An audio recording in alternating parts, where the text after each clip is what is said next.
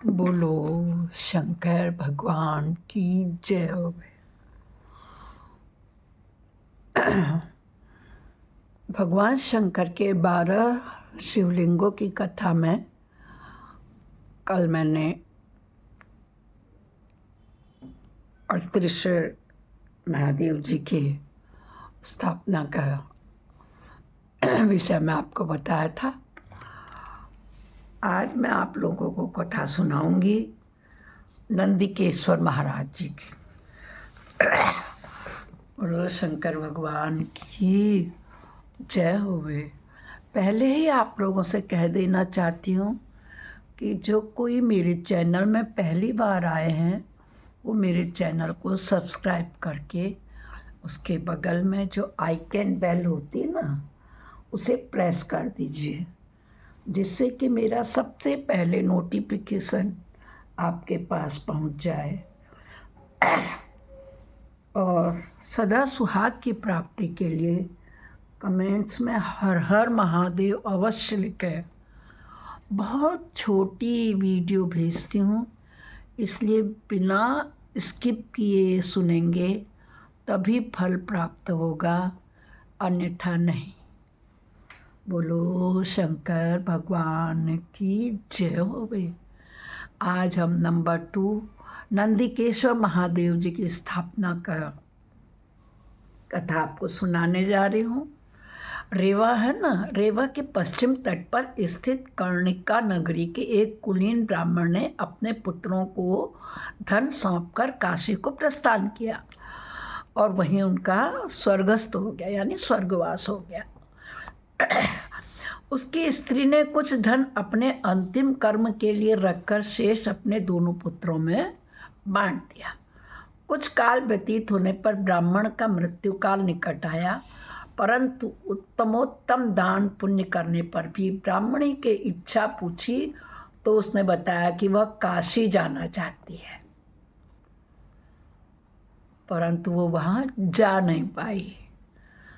भक्तों, उसकी अस्थियां काशी में गंगा विसर्जित की गई। पुत्रों द्वारा आश्वासन दिए जाने पर ब्राह्मणी मर गई और उसकी अस्थियां लेकर के उसका ज्येष्ठ पुत्र सुबाद नाम जो था वो काशी को चला। सुबाद काशी में जिस ब्राह्मण के घर ठहरा वहाँ उसने एक आश्चर्यजनक घटना देखी। बड़े ध्यान से सुनिए। ओम नमः शिवाय। रात को लौटे ब्राह्मण ने जब बछड़े को चुगवाकर खूंटे पर बांध दिया और गाय दोहने लगा। जब गाय धोते हैं ना तो हमारे यहाँ सबसे पहले बछड़े को उसको गाय के अपनी माता के दूध चुंगने के लिए देते हैं, तो वो चुंगवा करके उसने उसको तो खूंटे पे बांध दिया और फिर गाय को दूध निकालने लगा। तो उछल कूद करते हुए बछड़े ने उसका पैर कुचल दिया। पीड़ित ब्राह्मण ने बछड़े को खूब पीटा तो बछड़े ने उछल कूद बंद कर दिया। ब्राह्मण ने गाय धो ली, यानी कि दूध निकाल लिया, परंतु उसका क्रोध अभी शांत नहीं हुआ। उसने फिर निर्दयता से बछड़े को पीटा तो बछड़े ने अपनी माँ को इस पाप कर्म में विरत करने को बहुत समझाया। बछड़े ने कहा कि पता नहीं कि दुष्कर्मों के फलस्वरूप हम इस योनि में आकर दुख भोग रहे हैं। अब पुनः कोई ऐसा कुकर्म नहीं करना चाहिए जिससे हमारी मुक्ति का मार्ग अवरुद्ध हो जाए।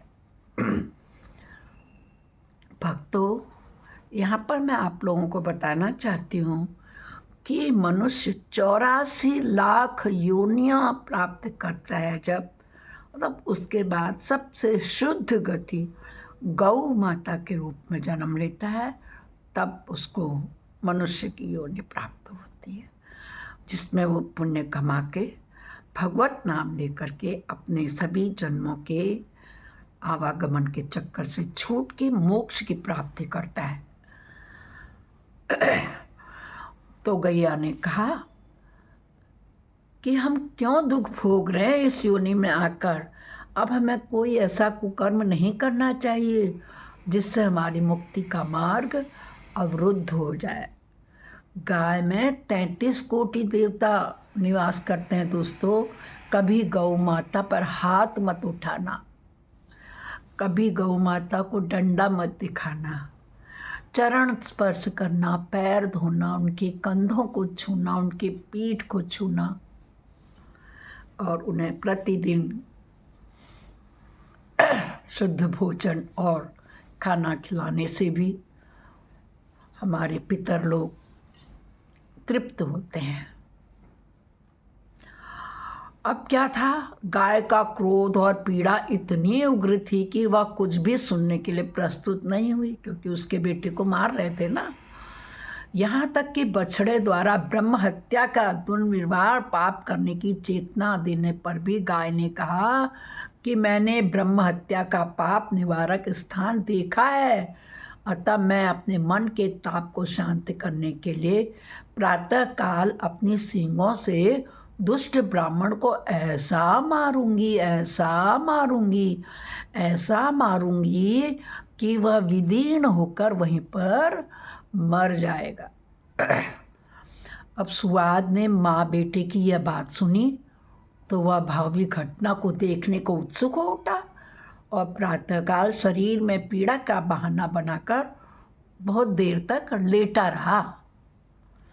दूसरे दिन प्रातःकाल ब्राह्मण अपने पुत्र को गाय दोहने को कहकर चला गया। ब्राह्मण का पुत्र अपनी माँ के साथ ज्यों ही गाय दोहने गया त्यों ही गाय ने अपनी सींगों से उस पर ऐसा संघात प्रहार किया कि वो वहीं पर मर गया। घर में कोहराम मच गया। ब्राह्मण ने क्रुद्ध होकर गैया को खूंटे से छोड़ दिया। लोगों ने देखा कि ब्रह्म हत्या के पाप के फलस्वरूप गया का श्वेत शरीर कैसा हो गया, काला हो गया। वो जो गाय थी उसका अब होकर निर्दिष्ट स्थान की ओर चला। सुवाद भी गाय के पीछे पीछे चले गया। गाय नर्मदा के तट पर नंदिकेश्वर महादेव के स्थान पर पहुंच गई, क्योंकि उसे पता था ब्राह्मण को गौहत्या करने पर कितना बड़ा पाप लगता है। उसका शरीर ही सफ़ेद से काला हो चुका था भक्तों। वो नर्मदा के नदी के किनारे पर नंदिकेश्वर महादेव के पास पहुंच गई।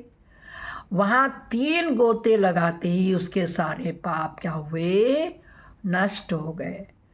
काला शरीर सफ़ेद हो गया। नंदिकेश्वर के अनुग्रह और नर्मदा के महात्म्य से ब्रह्म हत्या उससे क्या हुआ, दूर भाग गई। उस समय सुवाद के सामने सुंदर स्त्री का रूप धारण कर गंगा ने उसे अपनी माँ की अस्थियों की विसर्जन कर उसका उद्धार करने को कहा। किससे, सुवाद से, जो ले गया था अपनी माँ की अस्थियों को। उस स्त्री ने कहा कि आन के दिन वैशाख शुक्ल सप्तमी को गंगा जी ही नर्मदा में निवास करती हैं। ब्राह्मण सुवाद के वैसा करने पर उसकी माता ने दिव्य शरीर धारण कर लिया और उसे आशीर्वाद दिया। उसके उपरांत सुवाद प्रसन्न चित्त होकर के घर लौट आया। ऋषि का नाम की विधवा ब्राह्मण कन्या ने व्रत धारण कर शिव जी का पार्थिव पूजन प्रारंभ किया। एक विधवा थी, ऋषि का नाम था उसका। उसने शिव जी का पार्थिव पूजन प्रारंभ किया तो एक मायावी दैत्य आकर उसे रतिदान मांगने लगा। शिव भक्त कन्या में शिव जी की कृपा से काम भावना दुग्ध हो चुकी थी। वह एकाग्र चित्त से शिव जी के नाम का जाप ही करती रही। दैत्य ने उसे अपने अपमान समझकर उसे अपना दानवी रूप दिखाया। ब्राह्मणी ने शिव जी को पुकारा। शिव जी ने दुष्ट दैत्य का विनाश करके ब्राह्मणी से वर मांगने को कहा तो उसने भगवान शंकर से अपनी अचल भक्ति देने का और पार्थिव रूप में वहीं नित्य विराजमान रहने का वरदान मांगा, जिसे शिव जी ने स्वीकार किया और वे अपना पार्थिव शरीर वहीं छोड़कर अंतर्ध्यान हो गए। उसी दिन से नंदिकेश्वर महादेव के नाम से यह स्थान पवित्र तीर्थ बन गया। नर्मदा नदी में स्नान कर नंदिकेश्वर महादेव की पूजा करने से ब्रह्म हत्या जैसे भयंकर तापों से निवृत्ति हो जाती है। बोलो शंकर भगवान की जय। ये नंदिकेश्वर महादेव की स्थापना की कथा थी। कल हम महाबलेश्वर महादेव की कथा सुनेंगे। ओम नमः शिवाय, ओम नमः शिवाय, ओम नमः शिवाय, ओम नमः शिवाय। धन्यवाद आप सभी लोगों के सपोर्ट और पूरा शिव कथा सुनने के लिए। नमस्कार।